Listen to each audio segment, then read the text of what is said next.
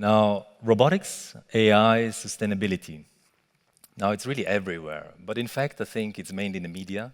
And in the real life, robotics, AI is not really used yet in our lives, in our fields, in the wild. Really, there's a big potential to implement it more. How can we create this new generation of robots that are lifelike, that are really behaving like living organisms, that can live, that can die, that can maybe reproduce in the environment and be fully autonomous to collect data and influence the environment? What you see here on this slide is not a robot, it's a bee, but it embodies in some way the holy grail of robotics. And if you look at it, how it functions, we see that it uses a lot of sensing, control, navigation, but it also uses complex aerodynamics, and it uses in its body the materials, actuators, structures, the morphology that make it move in those unpredictable, complex environments outside. In fact, its intelligence is not just in the brain, it's also in its body, in its materials, in its nervous systems, muscles, and its structures. How can we apply this to robotics? So one example is the idea that we have robots that can fly and attach to structures from flight, like perching robots. And for doing that, we can do a lot of sensing, control, planning, as you see on the right side of the slide. But also, when we scale down in nature, we see that animals use a lot of material structures, morphology, the antennas, the legs, the body, that helps them to attach to the surfaces. So my belief is that if we want to create truly lifelike robots, we have to benefit from both the digital intelligence or the brain and cognitive and computational faculties of those systems. But we also have to benefit from the material intelligence or the mechanical intelligence, if we can call that, to create those lifelike robots. Now, is that scary to imagine that we have those artificial living organisms around us? I think it is. And to address this, I think we need to make sure that they are used for the good. And this is exactly what we focus on in the Laboratory of Sustainability Robotics.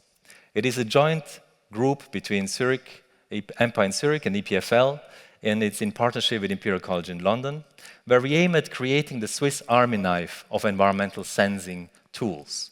Robots that can measure the environment and also modify the environment so to better protect it and bring value to our humanity. A big challenge in this, however, is the environment. So how can we move in those complex environments? So I will now give you one example for each environment or element, being air, water, fire, and earth, on how we address robots that can move in those and really bring benefit in terms of sensing and modification. The first one is air. Here we have this idea that we have robots that would fly through the environment, deploy sensor pods, which would measure chemical or climate-related parameters or collect samples to then give insights onto those environments. In order to not then damage the environment, they can biodegrade or die in the environment, leaving zero environmental footprint. And this idea of programmed death in the robot we call transient robotics, where we can work with novel type of materials that allows us to build the robots, use them, then they biodegrade or die naturally, and then maybe even regrow to be used again. So here's an example of how this can look like. We have a robot, it stabilizes on trees here in the lab, but we also test it outdoors, and can then place the sensor at distance with a precision of a few centimeters on a few meters at distance. Like this, it can access inaccessible environments at height and bring much bigger and more data to us than is currently available with manual methods. The materials themselves can be many different materials, but we work with biohybrid cryogel composites, which are basically cellulose mixes with gelatin or starch, which can be poured into molds and then freeze-dried, allowing us to create those porous structures that can be very strong when we want them to be strong, and they can biodegrade when we want them to biodegrade and fall apart. Now, the second element, or the second example, is water. How can we make robots that move in both air and water to do environmental DNA collection or sampling in water? And this is something that we work on for about 13 years now. We wrote a book, and the basic idea is to create robots that can fly, then use their body to metamorph themselves, so to change the body structures, to dive underwater, move underwater, and reconfigure to do sailing on the water surface, to save energy, and do this transition seamlessly, being able to deal with the unpredictable environment that happens outdoors. So let me give you one example. This is the SailMAF. The SailMAF is a vehicle that can fly, land on water, then reconfigure itself to become a sailing boat. Sailing because it can use environmental vectors or wind to do this motion on the surface effectively, using very little energy and also being very quiet or very minimally invasive, being able like this to collect data or biodiversity data that is otherwise inaccessible. So like this, it can go and mingle with nature, mingle with birds, mingle with the animals, and like this, collect better or more data that can help us a lot. So the complexity of doing that comes from the manufacturing, the modeling, the control, the autonomy, the fluid mechanics at the interface, the size, the low Reynolds number because of the small scale of these vehicles, all of which makes it a very interesting robotic challenge to build that. And this is really what I would like to emphasize here, and why I show this particular example, is that we build the robot, we come up with a concept. Like in this example, we build the robot, we model it, we optimize it, we test it in the laboratory. But then we don't stop there at the publications, but we take the next step, where we use them outdoors in lakes or rivers or in marine environments to then collect with hydrophones the biodiversity data of those environments. So here the bioacoustics can then be used to quantify which bird species are there, how many are of them there, and how can we then better create policies to protect those vulnerable environments. So really the opportunity is to go from concept to the system, to the insights, and to the protection of those environments. The third element I would like to mention today is Earth, and the question of how can we work with Earth? Can we shape Earth using robotics? Can we build robots that would collectively collaborate with each other, with ground robots, with humans, to 3D print structures from flight? To do that in Mars environments, also in other inaccessible environments on Earth, where working at height is very dangerous, costly, and the environment is very inaccessible. So here's one example of this robot, which is basically a flying vehicle that can stabilize an extrusion head using a delta arm manipulator and then extrude high-performance cement material to create layers and like this 3D print, like a 3D printer, but with complete freedom compared to the constrained size of a ground-based printer. This aerial additive manufacturing approach can liberate the operational envelope and allow us to build much larger structures. So in this paper, we show the hardware, the software, the autonomy, the material development, but also the swarm control of how these systems can work together to manufacture at scale and much faster than ground-based singular type of vehicles. The last element I would like to mention is fire. And again, the question came to us, what can we do with fire? Can we mix robots with fire? And so we developed the fire drone, which is a temperature-agnostic robot that can fly and operate in very hot environments. So this type of fire drones can be used for operations with firefighters, but also in the inspection of very hot environments like ovens or chimneys, which need regular inspection, but often they have to be cooled down to be able to be inspected. So if we can cool them down a bit less time, the asset can be more operational, and there can be enormous cost savings compared to manual interventions. Because of this, we have also now created a spin-off from the group called the Fire Drone, which is focusing on its commercialization of this idea, and also just now last week or 2 weeks ago won the third stage of the venture kick, which made us very happy. And so the two co-founders, David and Fabian, two gentlemen you see here, are in the audience. So if you see them, please ask them about their business plan and they can explain everything to you. Good. The last element is the fifth element. What is the fifth element? I think it can be many things, but there are two key aspects to it.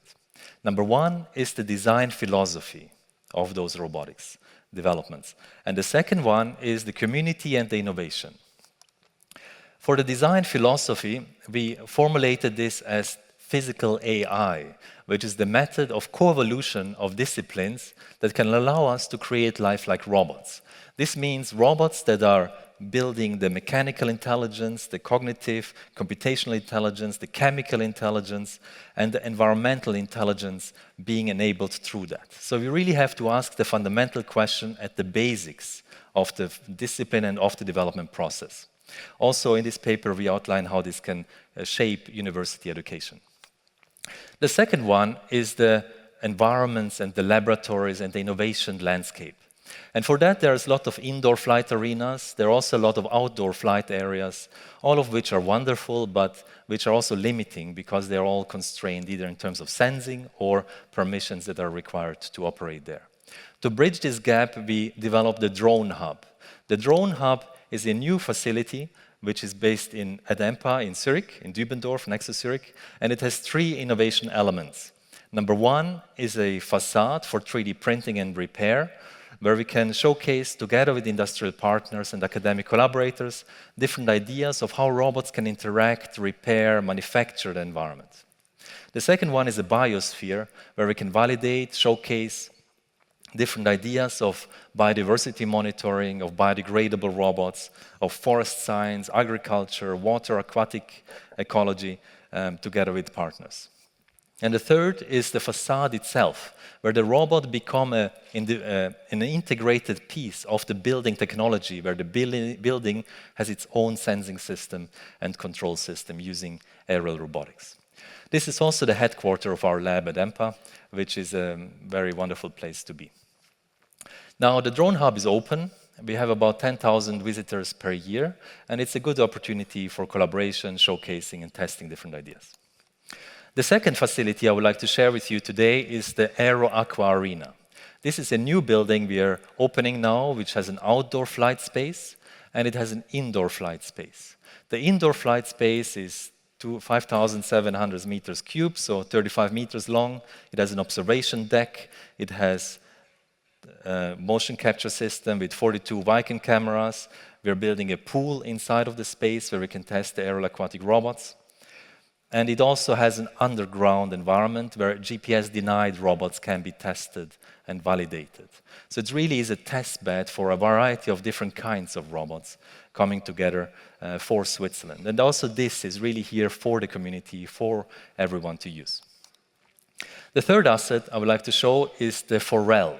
The Forel is this wonderful sailing boat here, which is a laboratory on a boat. So it has clean rooms, it has manufacturing workshops, and we tested this summer our Medusa platform, which is this robot that you see, which is a robot that can fly, land on the water surface, and then deploy an underwater tentacle, robotic tentacle, to do sensing and sampling tasks in those environments.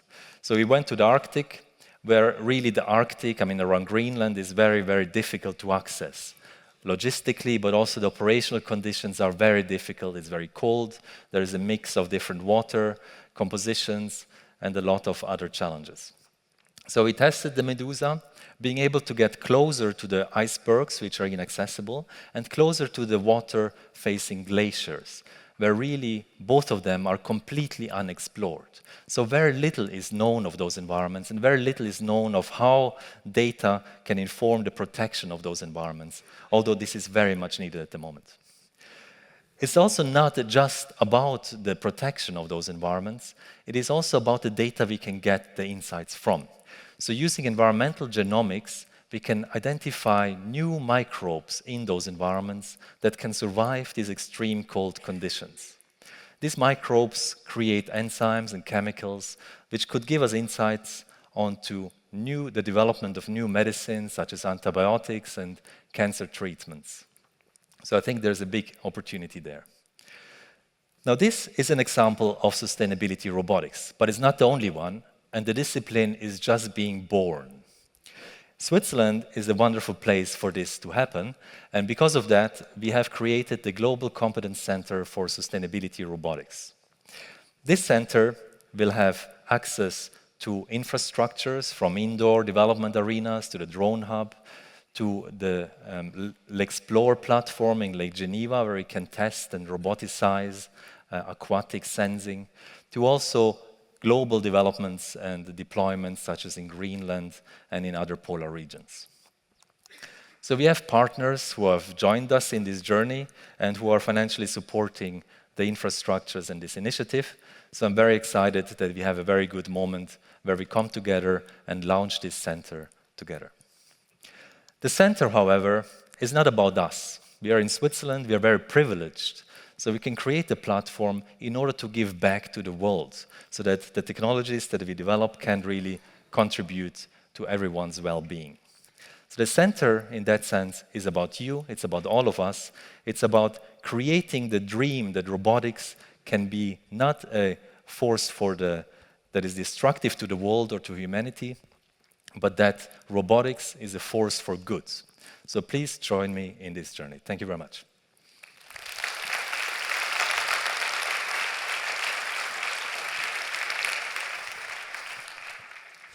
Thank you, Mirko. This was exciting. I'm extremely inspired. I have a question from the audience. So they were asking, some of the mission of the robot going out there is to go inspect and also protect. What happens if other animals actually start attacking the robots all the way to, let's say, trying to take them down or feel threatened? What is the way of tackling this challenge? Very good point. Thank you so much. So this, of course, happens. If you fly a drone and you have wild birds, they tend to attack the drones, current drones. And this is a problem because it's dangerous for the birds, but it's also a problem for permission that you need to operate the drones. You usually need to talk to the societies, the bird protection societies, so it's really limiting. So we need new technologies that are minimally invasive, that can give accessibility to those environments, and that can be omni-beneficial to the environment, to humanity, and to nature, to the animals. So I think these three pillars is what sustainability robotics is all about. So this discipline, I hope, will deliver the solutions for that. An example would be perching robots that fly, attached to the trees, being silent, quiet, and sensing, providing the data without influencing negatively the bird species around. Great. This is a perfect point to close the session. Thank you so much, Mirko. Thank you. And let's give a hand of applause again to our speaker. Thank you.